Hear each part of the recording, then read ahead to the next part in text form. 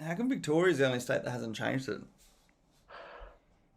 Well, I won't go into private conversations, but Oh, suffice to say, let's say you're the government. You need to govern. You don't like the Greens. You join the dots, right? I yeah, was I caused four Greens to lose their seats last time. yeah, right. Four of the suckers. So suffice to say that the Greens and Green supporters don't send me Christmas cards. Now, the Labor Party was very happy with that. They could govern. I'm not talking about from a policy perspective. I don't get into that. And that's where Aiden, thinks I'm a leper. If you guys get elected, I'm not going to tell you how to vote. That's not my business, except for one thing, and that is electoral reform. Let me say up front, if you get elected electoral reform, you pick up the phone to me. Anything else, it's not my business. You do what you want. And unless you're a racist or a loopy, crazy, ultra nutter Christian, I'll work with you. Mm-hmm. So I'm working with Rob Barton. I'm working with AJP. I have to I'm working with the DLP. I've got to bolster my right flank. I've got to bolster my left flank and everybody in the middle. I have to. Very good. That's how it is. And that's been happening for nearly 25 years. Okay. I'm responsible for more electoral reform in this country than anybody else. I don't like that, but it is the case. But you said that's not going to happen in Victoria. I don't like using words like it will not happen. It's absolutely right. Or this. I would say that it could happen, and depending on the outcome, is hopefully not likely to happen. I am focused on the longer game, and that is we've got to give the government, which will be the Andrews government, we've got to give them a crossbench they can work with. Now, I'm putting the horse before the cart. I shouldn't even be having this conversation with you. But if you are elected, we will be having some serious chats. Yeah, understood. But that's down the track. So if the Liberals get in, though, you're afraid that these reforms would change? Oh, they will. Okay. They will. I had an emissary come to me from the Libs a year ago in the height of COVID lockdowns. And this is a guy I know. He's was a senior staffer in the federal government that I had a lot of dealings with when I was chief of staff with Hinch. A lot of dealings with, and I like the guy. We get on well. We trust each other. And he said, we want you to do your best to get rid of Dan. It's the right thing to do for the community.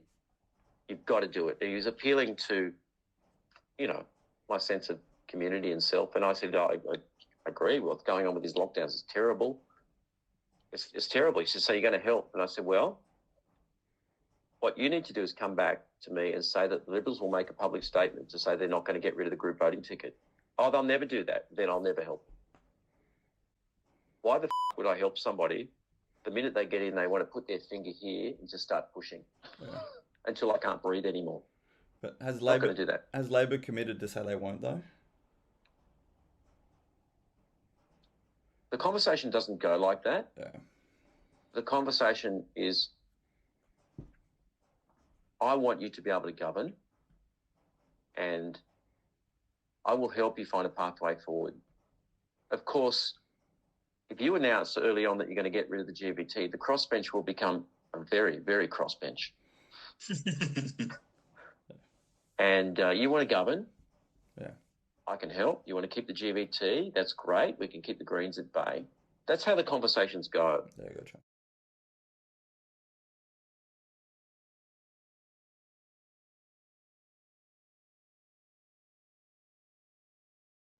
If you win, you'll give me 55K.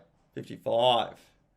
Well, normally I'd charge you 5K as a... It's gone up 5,000 since last time, mate. No. Not really. Before was before. It was a before and after. Whereas now it's... Everybody gives me 5K as a member of the family. Okay. I'm not going to charge you that. If you win, you can give it to me. But let me say this. What I would suggest you do if you win is I know my way around the parliament. I know my way around the legislation. I know all the players. I would urge you to take me on as an advisor and consultant. You can pay me through the administration fund, and I'd be charging you roughly $1,000 a week. And I think you probably only need me for a year and a couple of weeks. Uh-huh. I see what you're saying. You're just saying you can't pay you directly, can you? You can't pay me out of the admin fund for electoral work, and I would not seek that. Yeah, okay, gotcha. That's not appropriate, but I think new guys like you need advice. And I give advice to lots of parties. I was going to say, what if you'd be giving advice to 8 other parties? Some of them continue, and it's look. This bit is the easy bit. Yeah. Getting elected is the easy bit. Once you get there, you are up against the most Machiavelli minds in the country. Yeah. Now, you guys might be very good at what you do in your careers. I've put people in Parliament who have been executives in airlines, a divorced mother who hadn't had a job, in 20 years, a former prostitute, Fiona Patton, taxi drivers, school teachers, accountants, a guy who was a grave digger. I've put all kinds of people in. The point I'm trying to make is what do you do once you get there? You're like a little kid from a cute little country school. All of a sudden you're thrown into the biggest, meanest, toughest high school in the country. And you've got the people who are out to get you. Yeah. That's the hard bit, is now I'm here. How do I get things done? So I do offer that service. I've been around 25 years. I know how to get things done. Yeah. Now, I'm not going to tell you who I advise. Aidan thinks it's the Lib Dems. That's it. Well, it's a lot more than that all over the country. And it's those who are getting things done. And that's why you're there. You're not there. This is my view anyway. Why did you form this party? If you form this party and you're not going to try and win by all means possible, legal means possible, then you may as well have just gone and formed a coffee club or go play cards or a social group. You form a political party to win, and you want to win because you want to achieve change. Yeah. Now, there are certain rules that you need to follow to do that. And the rules of the socialists and Aidan, firstly at the electoral level, no. Do not walk into that machine gun. You will die. Mm-hmm.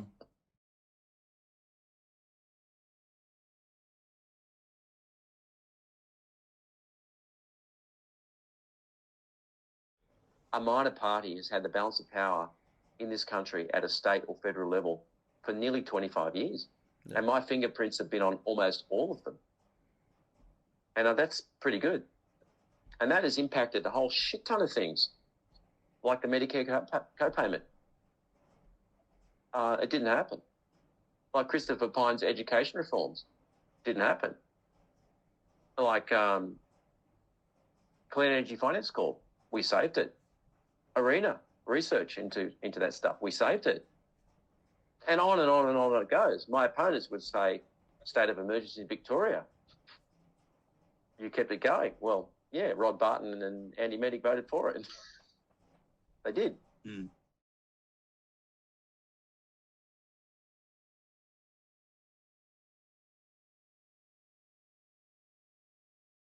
So Aidan's problem then, and we never even got to the point where I said, I'm not going to work with you. We didn't even get to that point.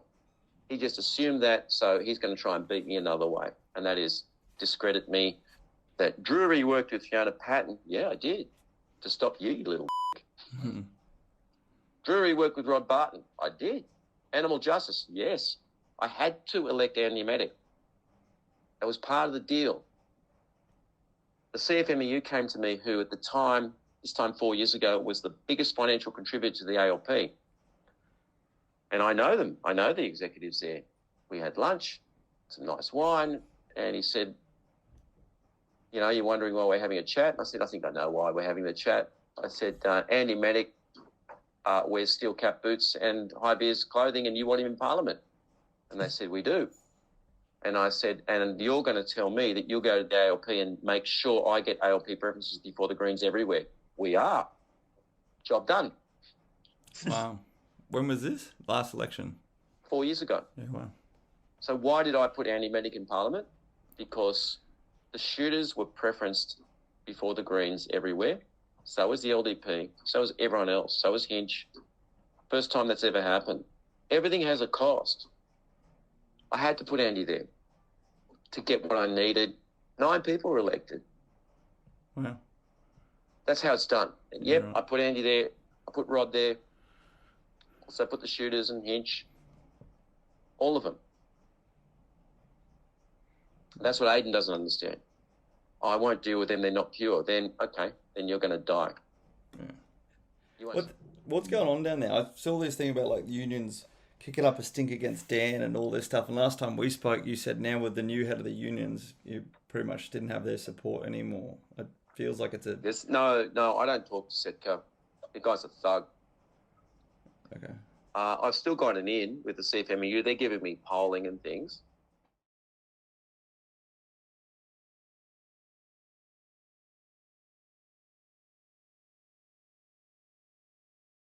So let me tell you about Sackdan Andrews, and I'm bringing you into confidence here.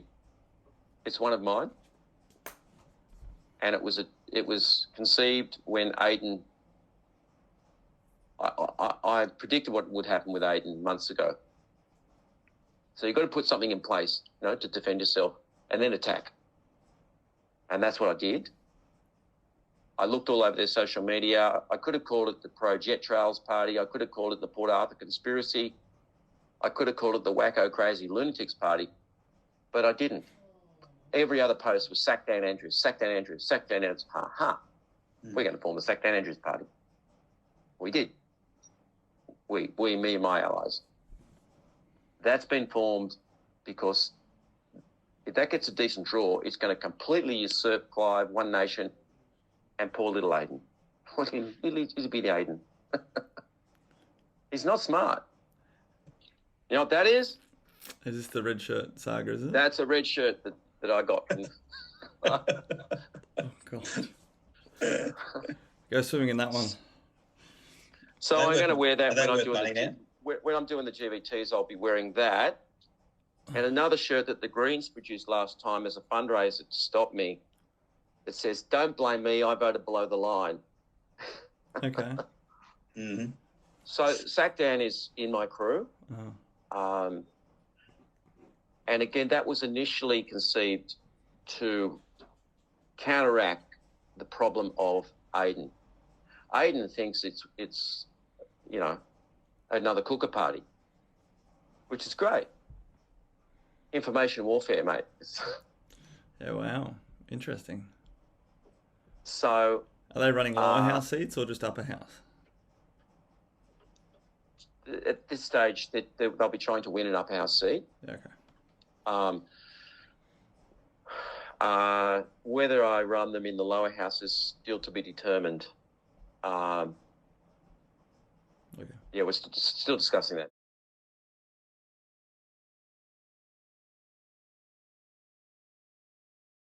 Prior to the discipline that I brought to minor parties, which was in 99, very, very few minor parties got elected. 99, was that your first one? Yeah, 99 was my first election. And I put 3 people in. You did? 3 people. Yeah. The quota at the time, or there still is, New South Wales is about 4.5%. I put 3 people in on just over 2%. Yeah, right. And that them off. That really them off, and they changed the rules within 6 months. That was one guy at the time was elected on the smallest primary vote in history, Australian history, was 0.2%. I've since smashed that record.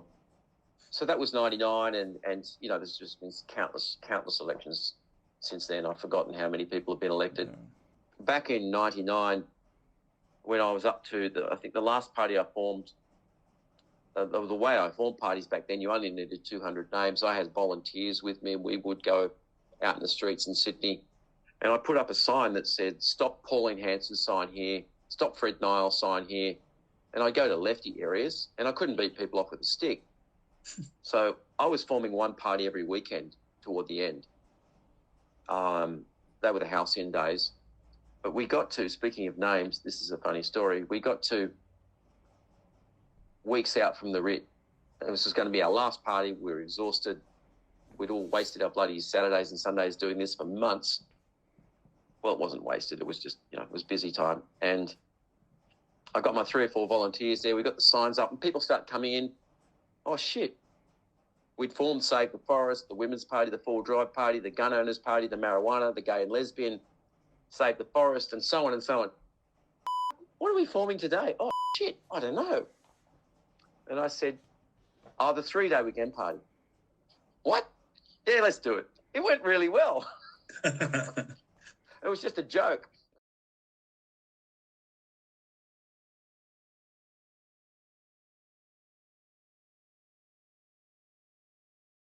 Noms open, I think, on Thursday, from memory. So get your noms in for those lower house seats. That's really important. That gives you a negotiating tool. Yeah. It gives you some insurance, right? And that's why you do it. You shouldn't. What I say to minor parties is, and here's another mistake Aidan's making. We're going to run in at least 35 seats, hopefully every seat. Why? We're guerrilla fighters. We fight on our terms, not the enemy's. If we go out there and try and fight an imperial power on the field, we're going to lose. We've got to chip and retreat and attack and off. We've got to fight like the Viet Cong against the Yanks, right?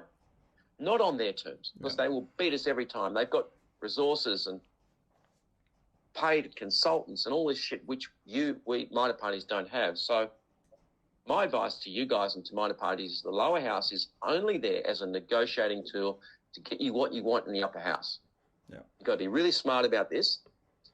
Focus this rifled approach. And if we run in these hot seats, the ones that I told you, they're the hot seats of the ALP. Don't run in safe seats just because you've got a member who lives in Dandenong. I want to run here to help you. It's not helping you. Yeah. It's creating a little administrative problem for you. Someone's got to deal with it. It's energy expended that you don't need to expend. Stay focused on the mission. The mission is get preferences in the upper house. How do we do that? We leverage. Yeah. So those seats are where you can leverage. Focus on those seats. Run there. If we need to negotiate with the ALP, you can do it yourself. I can do it on your behalf. But you've got something to deal with. Mm-hmm. So it's really, really important that you get candidates in those seats. Yeah. And don't worry, unless you want to create work for yourself, that party member who lives up in the Mallee and wants to run to help you, why? It's not going to help.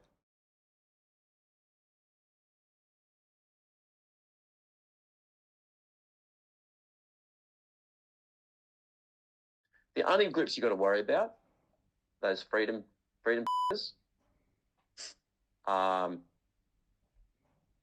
Craig Ellis, which is cannabis and reason. Pets, of course, got to talk to him. The rest I control. Gotcha. Everybody. I'll be filling in the GBTs. Jeez Louise. Yeah. Even Louise, is she there? She's probably a candidate somewhere. I don't know. That's a busy So night, that's mate. what I say to you. If there's an opportunity, I've got enough resources to throw oxygen at you to keep you alive.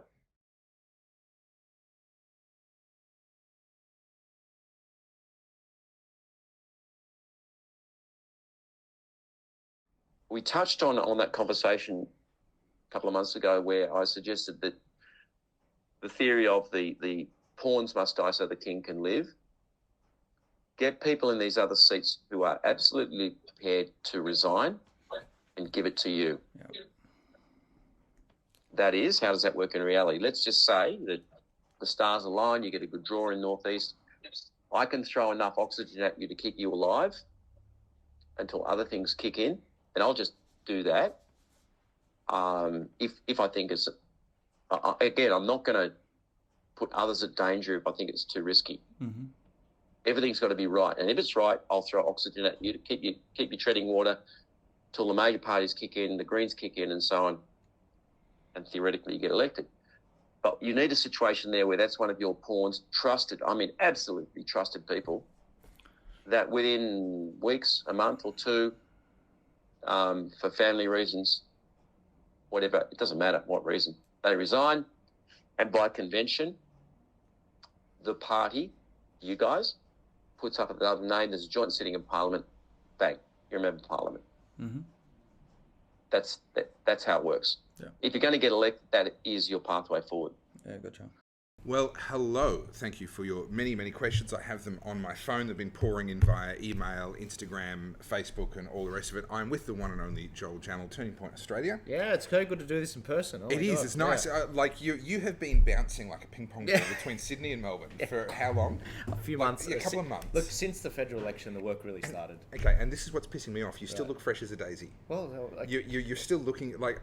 this is how you know I'm 25. Because Well, okay, that's true. You can get drunk on the weekend and still be up on the Monday, you know? to be young. Do that. No, that's right. It'll catch up to me eventually. The irony is when I was 25, I wasn't getting drunk. It's right. COVID that pushed me to drink. Right. And now I'm 38 years old when I started. And, oh, I've goodness. actually never been drunk before. Anyway, that's Yeah, not what this is about. Sorry, guys. Yeah, this is what Rabbit happens. hole, rabbit This hole. is what happens when I'm here in person. But so Topher, what are we doing here, basically? Okay, so I've asked for people to submit questions that they have for you or for me or for both of us about the Victorian election. So that's obviously the theme here. The Victorian election now is only just over a week away.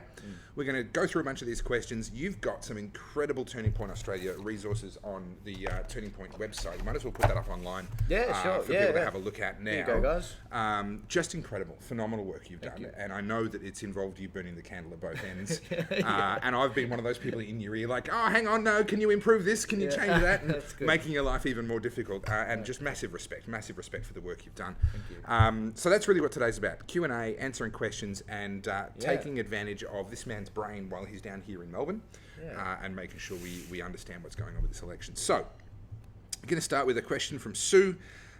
She asks, several parties have been listed as using Glenn Druery for preferences, including the Liberal Democrats. Full disclosure, I am a member of the Liberal Democrats. How much influence will that have on the election? Well, the initial answer has to be it's going to have a big impact, and we know that because the reason why the Liberal Democrats have 2 elected MPs right now is because of Glenn Druery. They worked with him at the last election. So a lot of people have sort of forgotten this already. If you go back to prior to the last Victorian election, there were 5 Greens in the upper house and they held the balance of power.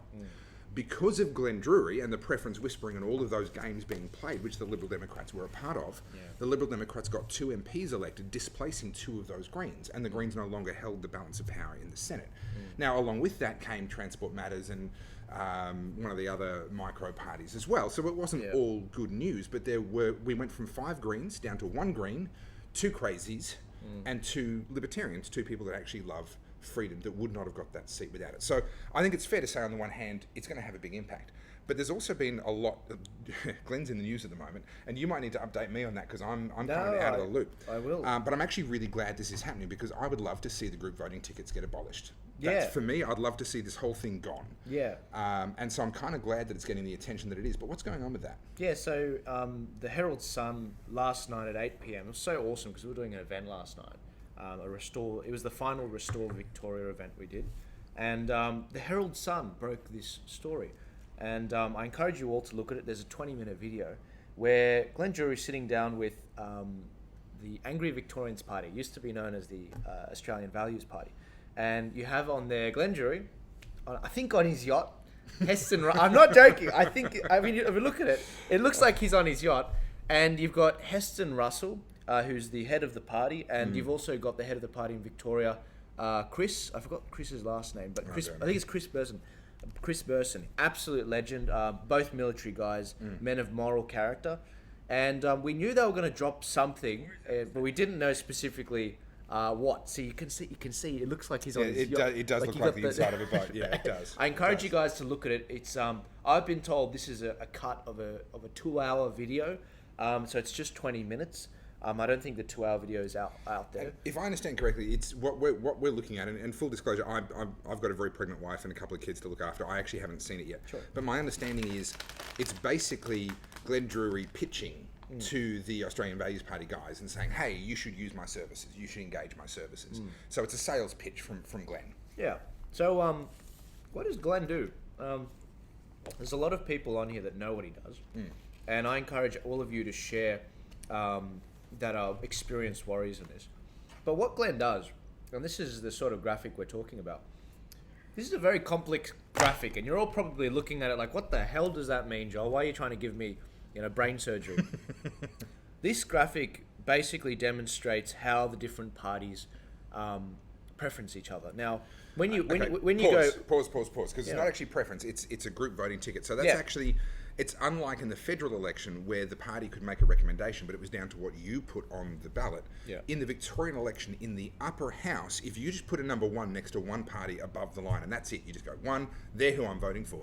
That party actually dictates where your vote goes from that point. Yeah, that's right. So this isn't actually a recommendation. This is literally where they will send your vote if you vote above the line. So I don't have a how to vote card on me, but all parties essentially, they vote above the line.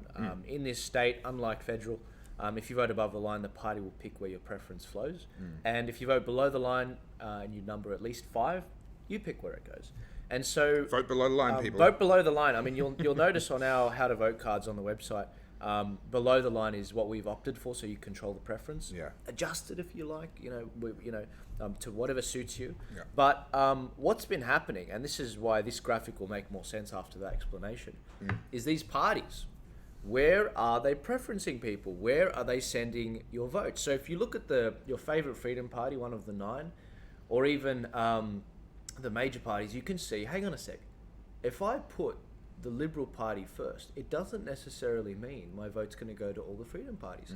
Likewise, if you vote for the Shooters, Farmers, Fishers, or the Health Party, Health Australia Party, your vote's going to a lot of those red left-wing parties, many of which, as was revealed in this particular video, are actually Glenn Druery shell parties, and that's a new term that's come into it. Now, this was the bombshell that did come out of this Glenn Druery interview. Now, what Glenn does is well known. Anyone that follows politics in Victoria has known about this for years upon years. It's, a lot of what's being called revelations are not new at all. They're very much public. It's the worst kept secret in Victorian politics, with the possible exception of Daniel Andrews' corruption. But what did come out of it was that he's actively using shell parties to funnel, to basically game his own clients. And this is really interesting to me because I wonder, and this is pure speculation on my part, I want to make that clear, but I wonder whether he's actually in breach of some certainly ethical considerations, but then also potentially legal considerations as a consultant who's been engaged by parties, and he's then created a conflict of interest for himself. He says apparently, again I haven't seen it, but apparently in that video he basically says that he's trying to make sure that the crossbench is friendly to Daniel Andrews. Now what that would mean is that a party like the Liberal Democratic Party, which have not been friendly to Daniel Andrews, are not going to get treated very well by him, but they engaged him and they paid him. So I really do wonder if Glenn is going to find himself some of the sins of the past coming back to haunt him because of actually very unprofessional, unethical and potentially illegal conflicts of interest that he's created amongst. I mean, look, let's talk about preference whispering for a moment. Yeah, sure. Every party has to come up with a group voting ticket, right? They are required to put a group voting ticket, and that is the order in which they will direct other people's votes for their party if they just do the vote above the line thing. And of course, every party wants to negotiate to maximise their own chance of winning. So, for example, we've got a whole bunch of socialist parties in Victoria. Surprise, surprise, we are the socialist state. And they all preference each other. And what they do is they get together and they have a little meeting and they say, listen, Party X, we're all going to put you at number 2 in this one district to maximise your chance of winning in that district. But in return, you're going to put this other party at number 2 in this other district, and they all they go around this wheel where they all get their one moment in the sun. Right? They all get that one seat that they've got the maximum possible chance of winning because all of the other preferences are directed towards them. This stuff's already going on. Yeah. Okay? Yeah. The Liberal Party, the Labor Party, they have paid professionals whose job it is to be running around negotiating these preferences. So the idea of paying someone to negotiate preferences and the idea of having preference swap deals and wheels where you've got your one seat where you're preferred and then the others where you're not, all that already exists, absent Glenn Druery. Yeah, that's right. What Glenn did was he added another layer on top of it. Yeah. And he said, I will create a cabal, a little group of people, and the entry requirement is that you have to pay me, right? And of those people, we will then create a wheel where we'll focus on one party in one seat and a different party in another seat and so forth. That's right. And that's what you guys can see on the screen now, the way it works. Unlike federally, in the upper house, you got the lower house. This is irrelevant to this discussion. But in the upper house, what you see is the state is segmented into regions, 8 regions. And what they do is, as you were saying, they say, okay, we've got 8 clients. We're going to basically splice up Victoria. We're all going to preference this person in this green region. We're all going to preference this person in the blue region. And they go around the state and they game the system so that the 5th person that gets up in each of these regions is a part of the club. And absolutely, it's a conflict of interest. I think that, we're seeing the last of the hurrah from all of this. I've spoken to all the freedom parties that answered our policy matrix, and we're adding a new question on there. We're updating to version 3 of this graphic, where we asked them, do you think that the system needs to be reformed, where the power of the vote returns back to the voters? And they all said yes, absolutely. And we're gonna try and make movements towards that. And this is the thing. Will they do it? I don't know. I have no idea. It could be an empty promise. But they're going on record, and it's the start of a conversation we need to have. Yeah.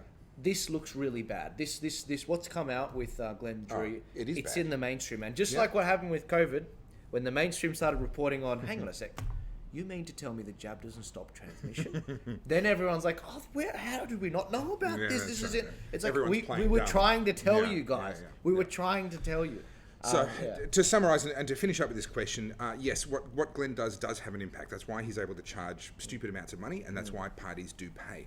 We know it'll have an impact because it's had an impact in the past, and I would argue that 2 of our best MPs here in Victoria over the COVID journey, 2 out of only a handful of good ones, only have their seat because of Glenn Druery.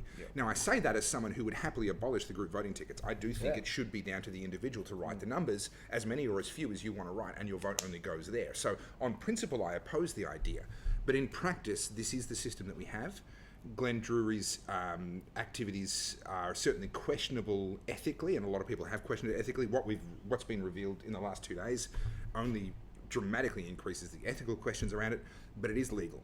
And so some parties, including the party that I personally like the most, the Liberal Democratic Party, have chosen to engage with that. They've copped a lot of flack for doing that. You can make up your own mind about whether that was a right or wrong thing for them to do. But what we can be sure of is that those preference deals and that preference whispering is going to shape the next parliament.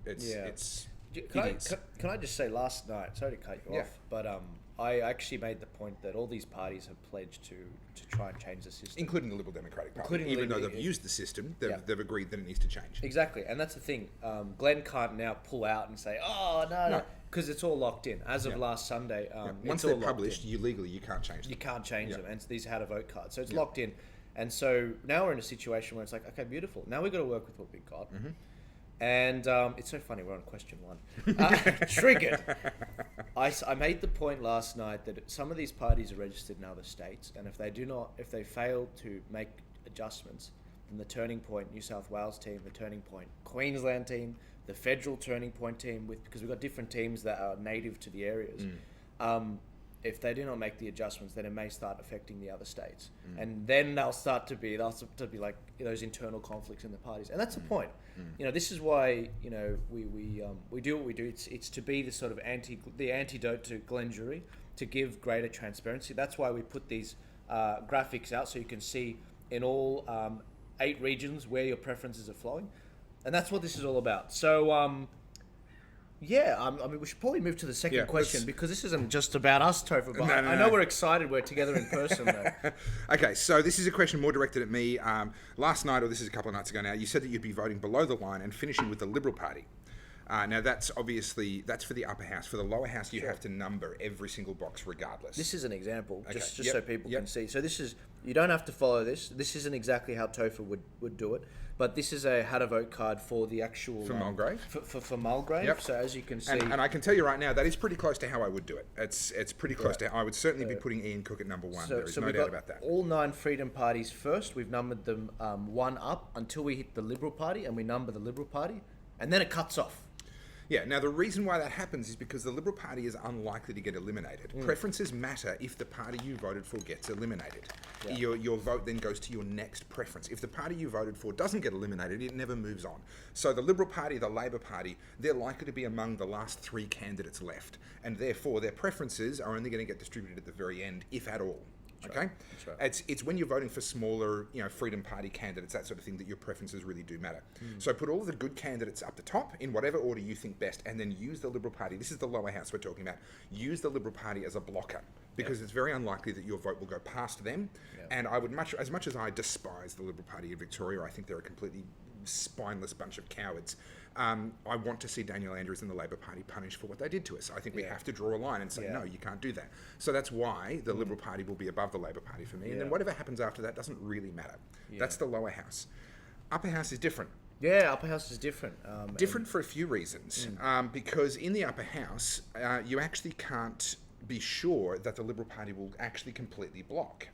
The Liberal Party may actually end up with a partial quota. They might get, let's say, 2 people elected in the upper house and there's 5 seats up for grabs in each upper house district. They might get 2 and then have a little tiny bit of a quota for number 3, but not enough, and they get knocked out, and their preferences do get distributed at that point. So it just works a little bit differently. But again, for the same reason as I said before, I want to see the Labor Party punished for what they did to us. That's why I will be putting the Liberals on the upper house ticket. I'll put all the candidates that I like in whatever order I think best, and then at the end, I'll put the Liberals before I stop. Now, you don't have to do that. I'm not saying you have to do that. My choice to do that is because I want to see the Labor Party punished. And I would prefer to see a Liberal get elected into the upper house than to see my vote not count, and as a result, I make it more likely for a Green or for a Labor person to get elected into that same seat. Yeah. So, anything wrong with the logic there? No, that makes sense. Makes perfect sense. We did the vote below the line for people to see on our graphic, so that people would have the power of the vote to go where it was. If you vote above the line, it goes like where the graphs showed before. But yeah, that's the whole thinking behind that. And I don't know if people can see that graphic. Can you just bring that graphic back up for us? Yeah. Can you zoom in on that at all, or is that fixed? No, I don't. I mean, I can if you. No, that's want. okay. Which part did you want to zoom in on? So I wanted to highlight this issue here, your favourite little issue. Which one's that? There we go. And where you've got number 2. All right. So on this, this is a Turning Point Australia how to vote card for the lower house seat of Mulgrave. Yep. And you've got number 1, Ian Cook. I wholeheartedly agree. Yep. There you go.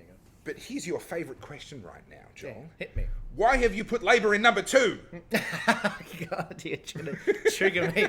It's the Democratic Labor Party, guys. DLP, All right. not the same. We had this problem in the federal election With the Liberal Democrats. All right, so with the Liberal Democrats, I get it.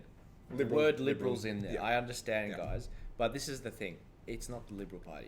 We've looked at, as you can see in the policy matrix, you've got the Democratic Labor Party. It's called Labor DLP. It's the 5th party from the top there. You can see all the policies they stand for. They're identical with Family First. They're actually really good. They're a really good party. If think of Labor in the 1960s. Yeah. Right? Family values, hard work, not too big on the spending and taxing and all that sort of stuff, right? Yeah. They're actually, I really rate them. I do. And in Victoria, Bernie Finn's the leader. And when it comes to what happened to Bernie, he was kicked out of the Liberal Party because he was too pro-choice on his social media posts. So Matthew Guy thought it was appropriate just before an election to kick him out. And so Bernie is... And can I just say this? I don't back any one party. I just sort of... because I'm not even on the How to Vote card team. I just tell people this is what the team came to in terms of the conclusion. I'm not Victorian. I'm not from New South Wales. I should not be telling you what's happening. I'm just here to deliver information. With the policy matrix, it shows you where all the different parties are. And can I just say, not only are the DLP the best when it comes to the policies, alongside Family First and others, but they're actually running the most logical campaign. They picked one region out of the 8, and as you can see on this graph, you've got the 8 different regions there. They picked one region. They're running a candidate in, and that's the blue area, guys. They picked a candidate for almost every lower house seat so that they can get votes for the upper house person. Now, that is the most logical thing I've seen. They found a demographic.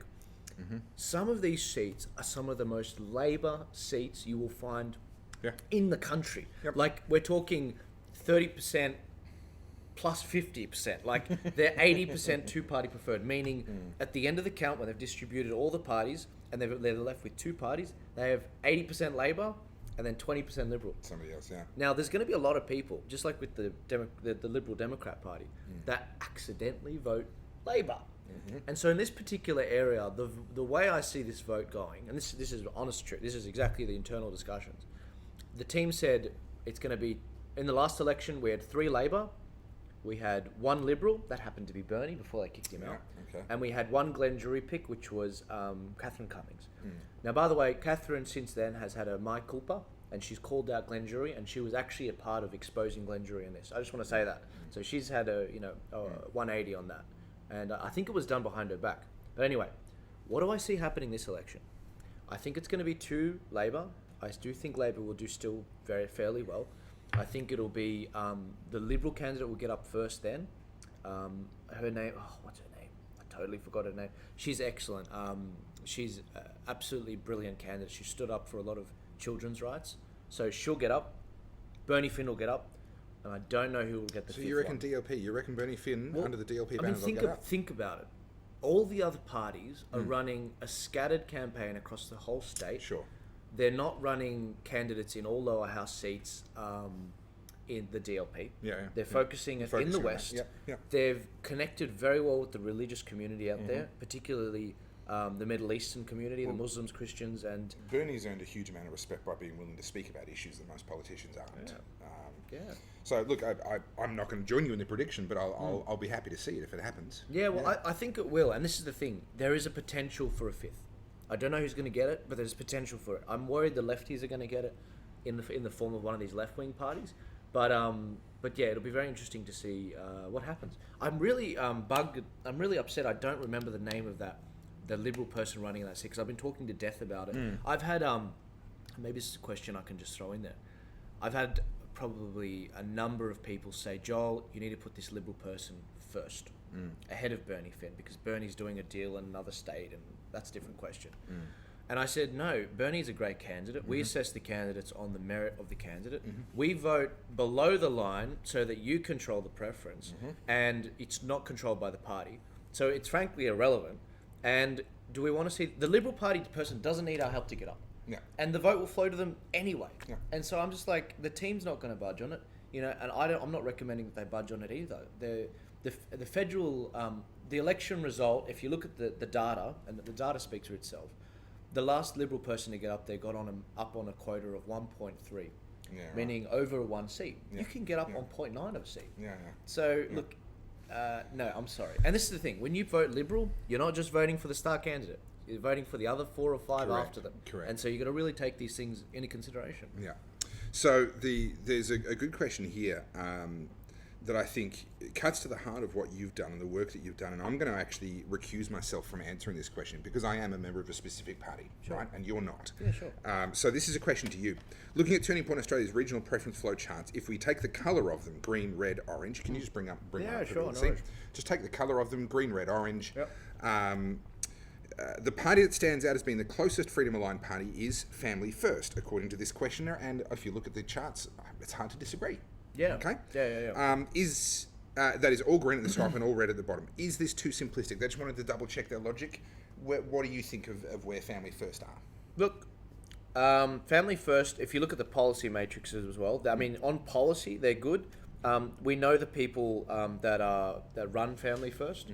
They are an excellent squad of people. Lyle Shelton is the main one that sort of leads that. Look, if you look at that graphic, it does look like, generally. I mean, this is just one of the 8 regions, but East Victoria, for example, they are pretty solid. It is kind of upsetting though. Even they didn't quite get it right with the Sackdan Andrews Party and the Sustainable Australia Party.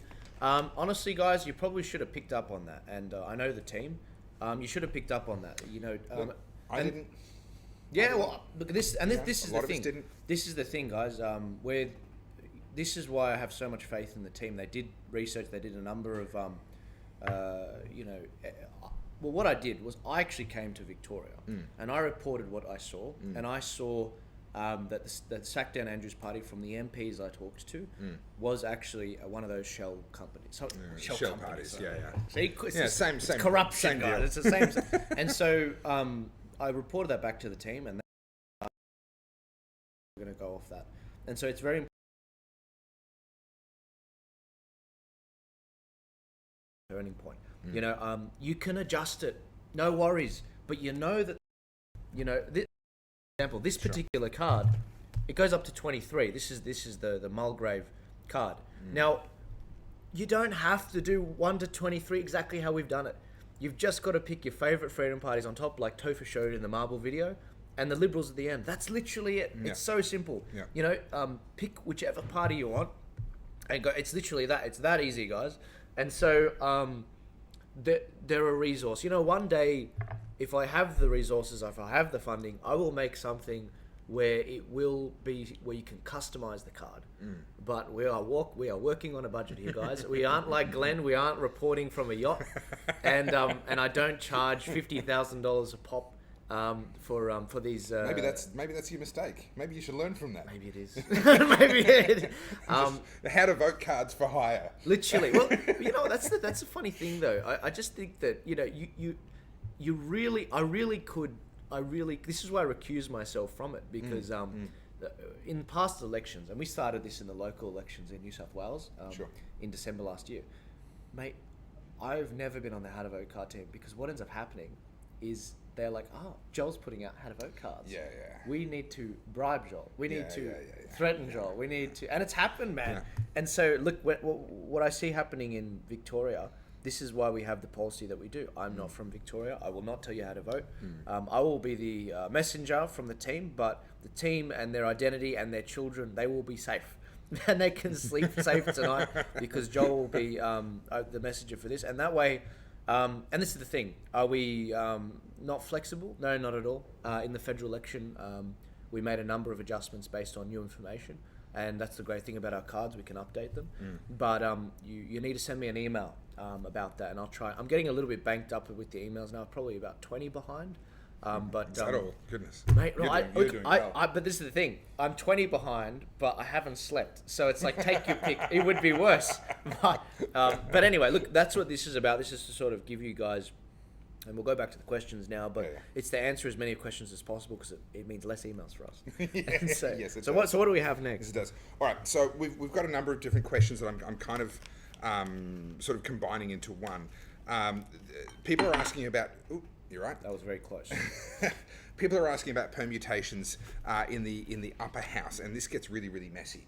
But particularly, there's a lot of people, and I think rightly so, I think this is a valid question, concerned about the fact that with the Liberal Democratic Party having played the Glenn Druery game, and the not the Transport Matters Party, the Animal Justice Party, therefore having a pretty good spot in Northern Victoria and other parties having good spots elsewhere, that this could possibly backfire. Now, they're not wrong, but it's not as simple as just reading through the list and saying, well, my preference goes from there to there to there to there. There is more to it than that, but depending on who gets knocked out first, etc. So can you run us through, in the upper house, what should we be looking for in order to figure out what's going to happen with the preferences? Yeah, sure. I mean, guys, look at the cards. I mean, I'm not talking about the how to vote cards. If you really want to make something up yourself, look at all of the different regions. This is the North Metro. This is the West Metro. This is the North Victoria. This is, Western Victoria. Southern Metro. Yeah. Southeast Metro. I don't know why I'm listing this. Northeast Metro Can you go to Eastern Northern Victoria. Victoria? Because this is a great example of where there's a risk has been taken here, and it could go wrong. There you go. Now, if I'm not mistaken, I'm going to use my... Thank you for printing out the cheat sheet. That's yours. For me. Yeah, no worries. It's I'm looking for Northern good for you. Victoria. Where are Western... there we go. Northern Victoria. Okay. Beautiful. So if you look at the Liberal Democrats, Northern Victoria, Animal Justice Party comes in fourth. Okay? Yeah. And the Liberal National Party come in second. Yeah. Now, I want to say a huge thank you to you, because I got on the blower to you and I said, look, that Liberal National Party second on this one is actually not quite accurate. Because all they've got there is actually the first of the 5 Liberal Party candidates. Yeah. Now, the reason why that's significant is because the first one's going to get elected anyway. That's right. They're going to already have a quota, which means that for practical purposes, they're basically invisible to the preferences. The preferences are going to skip straight over them and keep on looking for a home, because they've already got a full quota. So it's actually, in practice, it's the Angry Victorian Party, or the Australian Values Party, good guys, like you said, who are actually in second. And then the Animal Justice Party. Yeah. And then the Sack Down Andrews Party, which I was hoodwinked, along with many other people, thinking, oh, well, Sack Down Andrews Party, that must be a good party. No, they're not. They're a Glenn Druery shell party. The New Democrats, Companions and Pets Party, they're an interesting bunch. Legalised cannabis, by the way, in my opinion, should be green, not red. That's just my own personal view. Right. I'm all on board decriminalising cannabis, but that's another. We actually exclude them from the policy matrix. Yeah, okay. Because it's a one-issue party. It's a single-issue party, And exactly. That's the problem. They don't even make it on the left to right spectrum. No, that's right. It's a different single-issue party. I Yeah. think we shouldn't be throwing people in prison for smoking a plant, but that's another story. Okay, so a lot of people are looking at this going, Animal Justice Party, in what is effectively third place, that's a worry. And it has the potential to be Northern Victoria Animal Justice Party, they do okay, right? They do okay. Here's the logic behind this.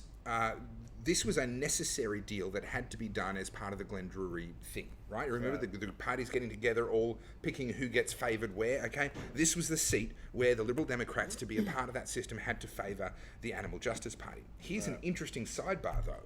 The Animal Justice Party did not uphold their end of any of these deals. They did not uphold their end of any of these deals. They completely screwed everybody. Yeah. But unfortunately, once they get published, they can't be changed by law. And so now the Liberal Democrats and all the other parties that were a part of this have all been screwed by the Animal Justice Party. So they'll never get trusted again if the system persists. Hopefully it will get changed before the next election. Yeah. But here's the question that you need to be looking at. You need to consider when the Liberal Democratic Party, in this case, I'm just using this as an example, but this applies to all of them, when will their preferences be distributed? Will it be before the Animal Justice Party has been eliminated, or will it be after? Right? Now, on primary vote, the Animal Justice Party does okay. They're actually pretty close to the Liberal Democratic Party. But this is where this principle that we've had, and I've been talking about since before the federal election, all the freedom parties need to put all of each other above any major party, right? This has been the message that I've been on for over a year now. And unfortunately, some of the other parties didn't do that. And therefore, the Liberal Democrats are not likely to get preferences early on. Let's say the United Australia Party, they've never run in Victoria in a Victorian election before. Okay, I'm not having a go at them. They successfully got a senator up in Victoria at the federal election, so maybe they'll do really well. But let's assume for a moment, first time out in a Victorian state election, maybe they don't do that great. They get eliminated. If their preferences had gone to the Liberal Democrats, then the Liberal Democrats might have come over the top of the Animal Justice Party. The Animal Justice Party gets eliminated, and the Liberal Democrats carry on their merry way. Yeah. Right? But instead, because there's Liberal National Party and the entire Liberal National Party, all 5 candidates at number 2 for the UAP, and I'm not having a go at the UAP, I'm illustrating, then all of a sudden the Liberal Democrats don't get those preferences. And maybe that's the difference. And now the Animal Justice Party does come over the top. Yeah. And then we've got a real problem, right? So is it a risk? Yes, it is. This is a seat where there is some risk in return for reward in other seats, and in return for reward in the form of where the LDP are placed in other people's how to vote cards as well. Yeah. So this is the problem, right? You get into bed with Druery, you end up working with parties that don't share your values, but you've agreed to have that wheel. Same as what all the hard left socialist parties have done between themselves, right? Only this time there isn't that same values alignment, and this is where you end up. Yeah. So when you read this, my point is, when you read this, you need to be having in the back of your mind whether these other parties further down the list are even going to still be in the running. Yeah. The New Democrats, I will propose to you, will not still be in the running when the Liberal Democrats are eliminated. Yeah. Right? Yeah. Companions and Pets Party will probably be eliminated long before the Liberal Democrats are eliminated. Yeah. So they're really not going to be there. The Sackdown Andrews Party, I don't know, maybe they'll get some donkey vote, maybe they'll get some people going, oh yeah. I mean, who knows? They're a bit of a wild card, but hopefully they'll be long gone before the Liberal Democrats get eliminated. At that point, they're irrelevant. They don't matter. Right. But the reason I brought up the Northern Victorian one, and the reason I brought up the LDP specifically, is because this is one of the places where they've had to take a risk. Yeah, that's right. And in that's order why to participate in that wheel. Yeah, and that's why you can see two yellows there, guys. You know, the fact that the problem with my first version of the graphs is, one, I was on zero sleep, but two, I made a decision in the middle of the night, 2 a.m., to basically not. I was stuck on 24 cells, and I didn't want to increase it. You're right. I ended up increasing it to 26 after having a chat with Topher, because it turned out the Liberal Democrats, first, their votes were they had the Liberal Party as number 2, but it was frankly irrelevant. As I said in the West Metro, the Liberal Party don't frankly need your help to get one up. They've got, the rules are so stacked in their favour, they don't need it. So the Liberal Democrats, by preferencing the Liberal National Party too, it's actually, frankly, it's irrelevant. Don't worry, no one saw it. That went well. I've got beer all over the floor, beer all over my seat. As long as we don't slip on camera, the joys of post-production. But so yeah, look, the Liberal Party votes won't kick in till 2, 3, and 4 after. Yeah. But look, that's the thing. Do I agree with the Glenn Druery stuff? Do I agree that the Lib Dems, to an extent, have enabled the system to happen? No, I don't. But again, as I said last night, the system's collapsing. Glenn's it's in the mainstream now. It's no longer the sort of thing that's whispered in the halls, and all the parties that I've spoken to have pledged to actually fix this right now. Yeah, and that's fantastic. And that's encouraging because it's the first step for a better Victoria. And you know, I had an epiphany as you were talking. I thought, you know what, Joel? If the team grows in 4 years for the next election and we haven't changed the rules, I think I'll do this, and I'll do it again, but with the left-wing parties, and then Greens, Liberal, Labor on the side, so you can actually see both. Yeah. But right. but that would mean that I'd need to be a whiz, like I'd need to work double time. Not sure. Maybe I can get a volunteer, but Right. it's I'm going suicide. to give you that one back so you can put it back into your pile and I can get access to this. Okay. So essentially what this is, I mean, there is a very large degree to which we just don't know what the outcome of this is going to be. No. Of course not. I mean, that's why we have elections. It's exciting. But the point that I would also add to that before we move on from all the Glenn Druery stuff and put that to bed, if we had group voting tickets in Tasmania when I ran down there for the Liberal Democrats, and there was myself, there was Steve Mav running for One Nation, and there was Diana Adams running for UAP. Fantastic candidates. We all worked together. We got on great. We attended each other's campaign launches. We had our volunteers handing out each other's how to vote cards, doing coverage for each other. Like it was an amazing vibe. But what happened was people walked into the polling booth, and despite my marbles videos, despite so much messaging to the contrary, people walked in, they voted number 1 for me, and then 80% of them just went number 2 to the Liberal Party. And then for Diana Adams, they voted number 1 for Diana Adams and number 2 for the Liberal Party. Number 1 for Steve Mav, One Nation, number 2 for the Liberal Party. Yeah. And as a result, our votes never actually gathered together. Now, this is what the group voting tickets kind of solve in a way. Now, let me be clear, I'm all in favour of abolishing them. I don't think they're actually a good democratic tool. But at a practical level, they do have the effect of all of the donkey votes actually gathering. Yeah. And all it would have taken was for all of the freedom parties to put each other all the way up the top. And, you know, obviously Liberal Democrats, my own party, didn't do that. They participated in the Glenn Druery system. Yeah. Also, almost none of the other, I mean, Liberal Democratic Party, sorry, the Democratic Labor Party, Democratic Labor Party, DLP, they did it. Family First did it. Not across the board, but most of the time. That's about it. Mate, all fall short of the glory Like, of yeah, God. all have fallen Literally. short, And that's why we including did my own party, And this is right? why it was literally like, go and make your own. I was like, I will. Yeah. And here you go. And this is why you're going to hear me and Joel and a lot of other people that are switched on telling you vote below the line. Absolutely. Because you Absolutely. can decide to do the right Yeah. thing even if your parties haven't. Yeah, exactly. Okay, you can still put all the freedom parties at the top, use the Liberal Party as a blocker, put all the dross down the bottom in the lower house. Obviously in the upper house you don't even have to put the dross there at all. All right. It's astonishing. You know, I mean, in the federal election, I had that epiphany. I was looking at Pauline and Clive and all the other party leaders, and they kept saying, you know, all this news was coming about. You know, you did this preference deal and the how to vote cards and that preference deal, and then they'd all say, the power is in the hands of the voter. The power is in the hands of the voter. It's up to them. And it still is. And they were dog whistling to you guys to say, don't follow our card. Correct. Don't follow it. Correct. Make your own. Correct. Control it how you want. Because what happens is they get the benefit of the deal from the other side. But if we've got smarter people on our side, then the parties that they made the deal with don't get the benefit. But your Freedom Party gets the benefit. And so if we're more educated than the lefties, than the drones, than the normies, then what ends up happening is we are like the Greens and Labor. Yeah. You know how they share their votes 100%? And yeah. All right. So I want to take a step back a little bit here, be a little bit more philosophical about things. You made some great comments to me in the car on the way here around the importance of growing the pie. Yeah. And the importance of, you know, I love, for example, what the DLP are doing specifically because they're going to be bringing voters across from Labor. Yeah. They're not fighting with the UAP and One Nation and Liberal Democrats over the same voters. They've actually devised a strategy that says we're going to attract voters across from Labor, and we're going to grow that size. Tell us a bit about what you learned in the federal election, the actual size of the freedom vote, and the importance of growing that pie. Yeah, look, I remember a few months out from the federal election, one of the biggest problems I pointed out was in a lot of these meetings, guys, we've got to go after the mainstream. I think because this is the problem. Everyone was overestimating the crowd sizes, and when I saw that, I was like, guys, yeah, look, the mainstream media is misreporting. There was a protest in Sydney. It was the one that I ended up getting done for incitement on, but I ended up winning, which was great. But they ended up saying that it was 3,500 bullheads.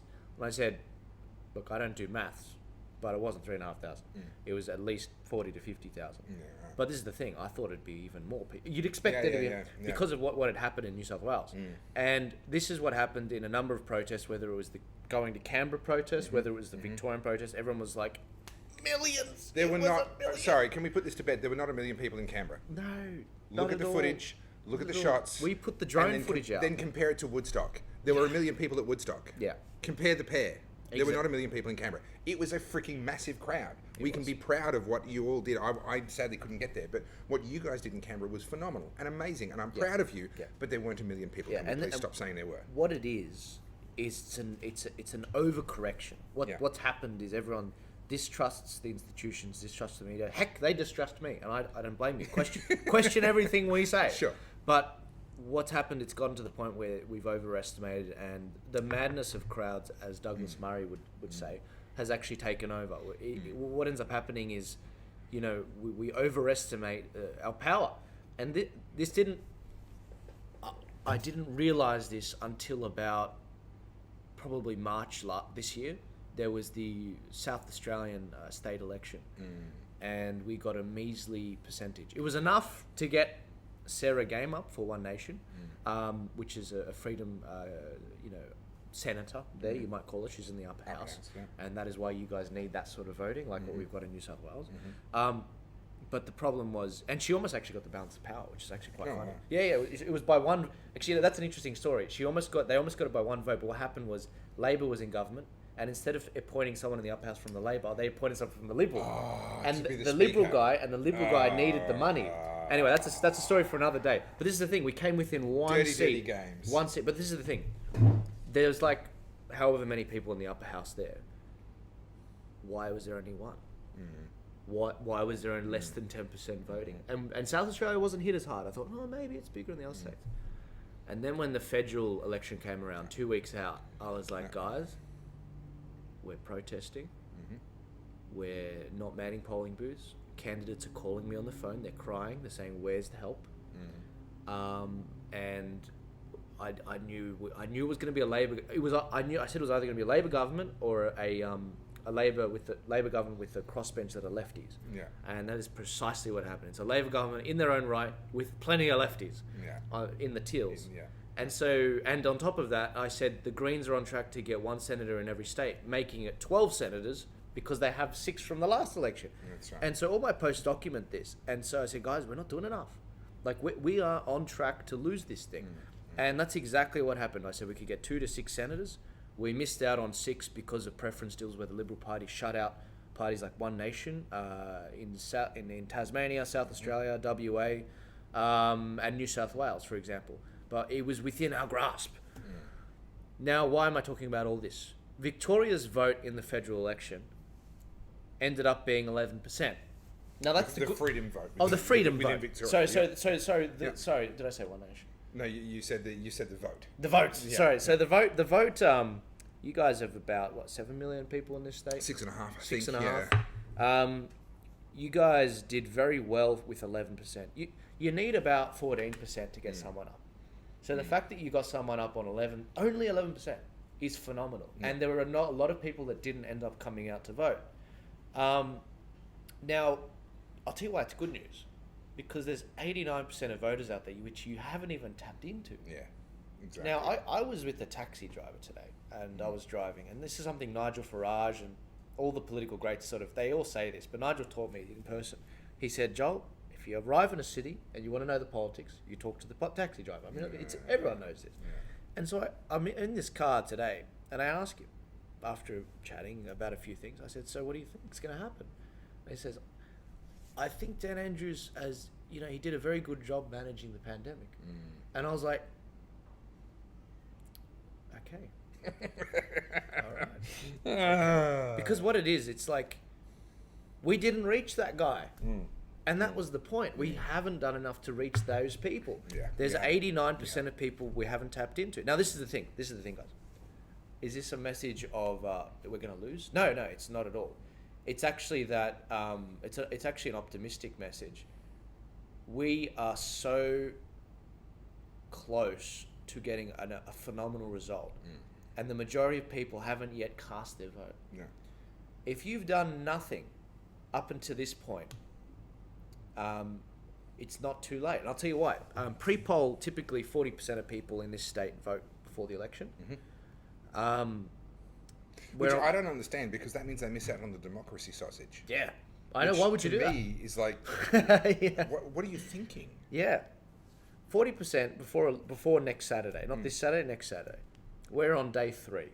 Day 4. Yeah. You know, just started. So the amount of people that have cast their vote today, I don't know, what is it? We're getting on almost 10%.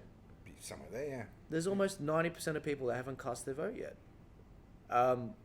Get to a polling booth, pick your favourite team and your jersey, and get out there and have a vote cast. And here's the other thing to add to that. The ones that are out there voting now are the ones that already know who they're going to vote for. Right? The ones that are actually more able to be influenced are the ones that are going to be voting on election day, or in the last few days before election day, where it's like, well, I can't make it on election day, I'll go on the Friday, I'll go on the Thursday. The ones that are voting now typically are ones who, yes, they're going to be busy on election day, but also they've already made up their mind. They're not able to be influenced. That's right. So the importance of having people on the polling booth actually increases as you get closer to that actual election day. Yeah. So I wholeheartedly agree.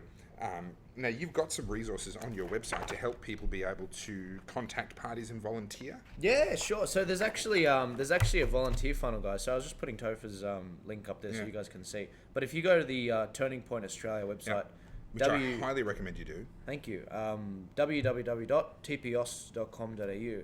We've got, and this graphic's been updated, but we've got Turning Point basically sending our audience and basically anyone that comes across the website, it connects you with the actual parties. So you're able to have your name, your number, your email passed on to them, pick wisely, and that'll get passed on to them, and you can say, hey, I want to be a volunteer, and that'll go through. Now, we're going to add a feature in the coming days which will allow you to click if you want to be a scrutineer as well. We need to be looking out for each other's ballots, you know. 100%. And so, look, that's going to be a really important thing that comes out. But yeah, look, that's one of the many things that we have on the website. And when I set out to sort of help the Victorians with this election with these tools, I just didn't want, I don't know if the word excuse is the right word. I just wanted to hold nothing back so that the problems we had in the federal election, they're not an issue this election. And you have everything you need. Yeah. You have the time right now. Yeah. You have the time. And this is the thing. Yeah. If you are working and you can't do pre-poll, that's okay. Do election day. Yeah. If you can, try and pop in early. Vote tonight. Vote tomorrow. Vote before the polling booth closes. And so that you can not vote on the Saturday and then volunteer on the Saturday. It'll make a massive difference. Between now, and this is the advantage, 40% of people vote during pre-poll. There's only 1 or 2 polling places open in every election. That's right. So in terms of having 1-for-1 manpower with the major parties, now's the time to do it. The minor parties can do it now. On election day, less so. Yeah. On election day, there are in the federal election, there was 50 polling booths per electorate. I don't know what it's like here, but there's way more. The major parties pay their people handing out their volunteers. They're not volunteers. They're not volunteers. They're 200 to 250 bucks a day. Yeah. You know, it's a day's work. They pay them. You know, we have people manning the polling booths by the courage of their convictions. Yeah. And so now is the best time to get out if you can. If you can't, then election day it's even more scarce with volunteers. Yeah. Make sure you if you've been holding onto that sign, put it up now. Put them all up. Put multiple up. That's the thing. In the federal election, I encourage people to put more than one up for their freedom parties because it'll all channel to the same sort of way. Yeah, that's right. And so that's the best advice. That's the best thing you can do now. If you've done nothing to this point, that's okay. Yeah, get out there. I stopped and had a chat yesterday. There's a bloke that lives not far from me that has a ute. He's a tradie of some sort. And he had a handwritten, Sack Dan Andrews sign on it for a long time. And he's recently upgraded that to these lovely blue with white text Sack Dan Andrews stickers that he's got on there. Yes. And I saw he was out the front of his house, and I pulled up and I'm like, mate, I've been admiring your ute since we moved into the area. I couldn't agree more. Yeah. And we had a great little chat. Funnily enough, he had no idea about Battleground Melbourne, the documentary. Didn't know that it existed. Sure. But he'd been at some of the protests. He'd done all sorts of different things. He knew people that were quite deeply involved, but somehow wasn't aware of that. So now he's helping to spread that further and get more people to watch it. But I asked him, I said, have you had any trouble because of the stickers? Because he's driving to work sites and job sites. And he said he was in Northcote last week and someone scribbled on the side of his van, F off, right? On the side of his ute. That's it. That's the whole trouble that he's had. Yeah. And I know there's a lot of people, you've got the call for, you've got the sign, you want to stick it up and you're like, oh, but I'm going to get so much trouble.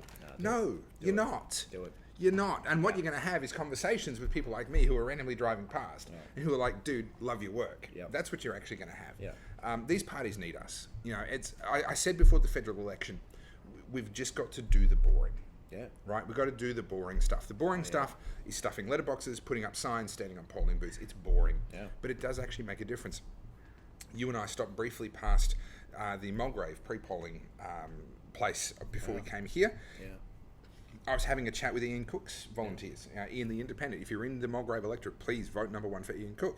And chatting with them, and they were commenting on how chatty a lot of people were, and how they had actually changed a lot of people's votes on the way in. They didn't know that Ian Cook existed, but then by having all these people, Ian Cook hats and Ian Cook shirts, and they're like, oh, okay, what's this about? And then they hear a bit of the story, and they're like, yeah, I'm going to vote for that guy.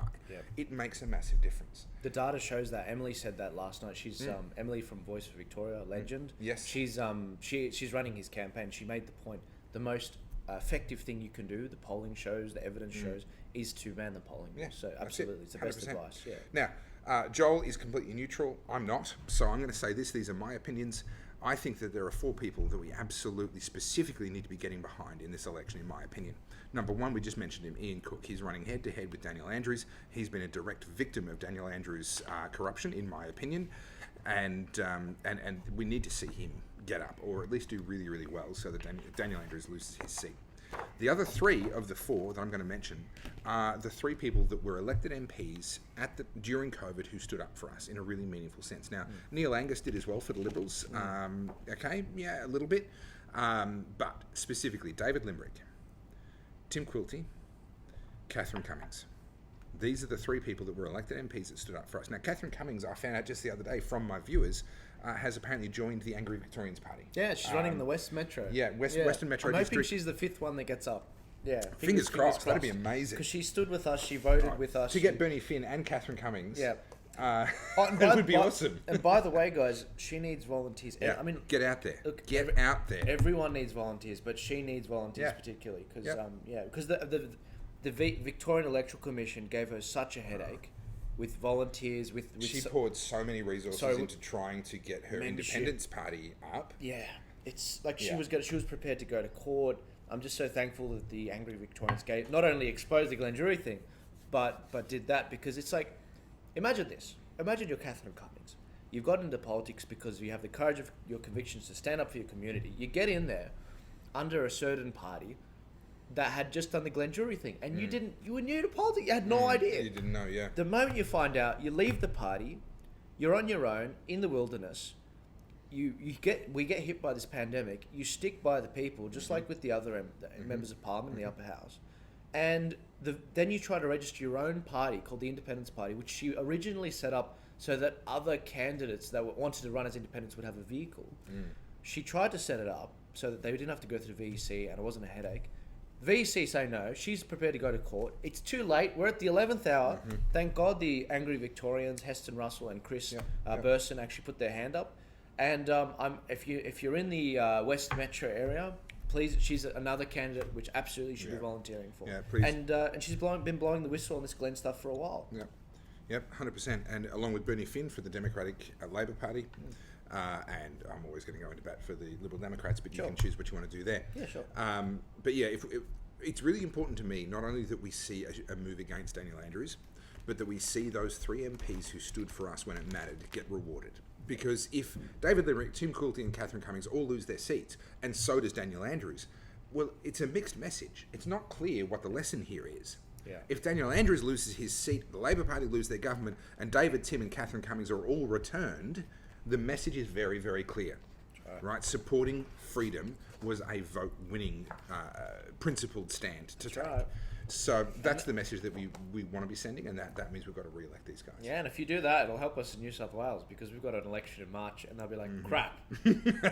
Get Joel's policy matrix. We need yeses on all of these. Let's bribe Joel. Let's bribe Joel. Joel, yeah, exactly. And I'm like, yeah, that'll be funny. Yeah. And that's the thing, guys. The last thing, I guess, I mean, on this topic, I'll say is, it's not enough to get your vote right. You know, we can sweat over our vote card and how we're going to do all the different numbers and everything. This is nothing. This is one vote. There are a number of... in the federal election, I was at the Parramatta polling booth with a number of the Freedom candidates there. And there was a guy that walked in, I crap you not, with a VB bottle. And he's like, I'm just going to throw it out. This is exactly... This is the... I like him already. Your sweating over this vote is equivalent to that vote. So you are doubling your vote if you convince one person to change it. And there's so many people, there's dozens of people, you will change their votes if you go to the polling booth. Let them say no. If you don't try, if you don't rock up to the battlefield, the blue-haired idiots will be the ones that seize the reins of control in this state, and then you'll be crying poor to us in New South Wales and being like, yep, can we come and enjoy some of the freedom you got in New South Wales? We need Victoria. You know, China's trying to get their tentacles into this state. You know, Glenn and Dan Andrews, they're running this sort of operation in this state, which is just absolutely reprehensible. We can't lose Victoria. We can't. And if we do, we've got a home for New South Wales. But let's get it right. Yeah. It's not too late. No. It's actually as I said before, it's not too late. 10% of votes have been cast. 90% are up for grabs. Yeah. The balance is there.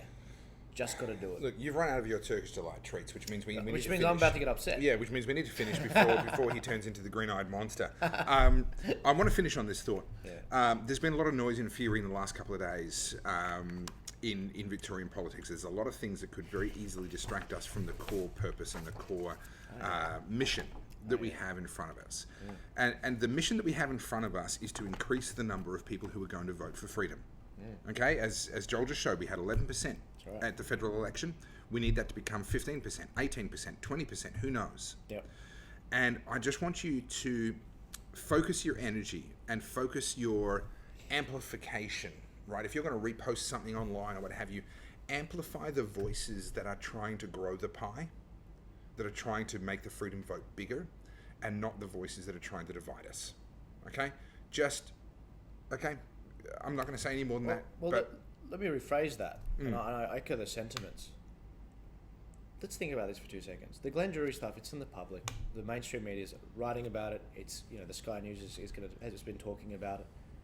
How the hell are you going to explain that complex of a topic to the people on the playground? 89%, yeah. Literally, you've got have you manned a polling booth before? You've got 2 seconds with them. You know, I think that's why maybe the UAP in the federal election, they don't have this for the state. Maybe in the federal election they were like, free education in the university. Do you see what I mean? Like, you've got to look at the person. You've got to be the most racist, misogynist sort of. You've got to do a really quick assessment, top to bottom, as quick as a computer. Think about the policy in your platform that appeals to them and blurt it out before they get a how-to-vote card from the Labor guy. That's what we're talking about here. You don't have time to explain to them about the Glenn Druery. It doesn't. The Glenn Druery stuff's not going to bring down their electricity bills. Yeah. It's not going to bring down any of this stuff. The cost of living. That literally. Look at the policy matrix. Think about, how am I going to bring down housing? How am I going to make it more affordable for your children? How am I going to increase the opportunities for you and your kids to have a stable environment? You know, how are these farmers are going to get the water that they need and not be regulated by the government? Then you will realize how insignificant the jury stuff is. It's all baked in. No one can change their how to vote cards anyway. You know, we've got to get on with the job. Sell your party. Yeah. Sell, if you truly believe in your ideas, sell them. And that's the best thing I can say. You help the movement by lifting your preferred party up, not by tearing the other ones down. Yeah. That's the message. Oh, yeah. Right? Go into bat for them. Absolutely go into bat for them, but not by tearing the other ones down. All right, Joel, thank you very much. No, look, it's my You've pleasure. been very generous with your time. I know you've got to jump Thank on a you. flight soon and all the rest of that. But thank you so much. Thank you for these incredible resources. Can you put your website Yeah, back up sure. one more time? It's phenomenal. What you've done Thank is you. absolutely phenomenal. tpost.com.au. Get over there, have a look at the resources. Make sure you're volunteering. You're on a polling booth. You're doing something. And of course, if you want to check out my stuff, topherfield.net, you can do that as well. Yes. So yeah. Look. Sorry. Quickly. Number of resources. Just so you know. Just briefly. You've got the volunteer funnel, which is, as Topher said, will direct you to the party. Educational graphics, like you've seen featured today. The transparency reports, where you can actually see. You can actually click the website. Click your address, and it'll show you your MP and some of the things that they've been voting on. In fact, the ones in bold, you can click it, and it'll take you to the article where we got it from, because this is mainstream information, and also how they voted on certain bills. You've got the how to vote cards, which is just our recommendation. The regional preference flowcharts, which we referred to early on as well, which shows you where the parties are preferencing. And we've also got secure the vote scrutineer training coming on Tuesday next week. But I want to recommend you all go also follow Topher, subscribe to his mailing list. Big Tech's getting the hold of all of us. So if you want to subscribe to his list, if you want to subscribe to Turning Point, it's on our website as well. And I want to thank you for hosting us last minute on this. No, look, thank you very much. I'm so glad you came down to Melbourne. Guys, final word is this. Vote below the line. Absolutely. You control your vote. Thank you for joining us.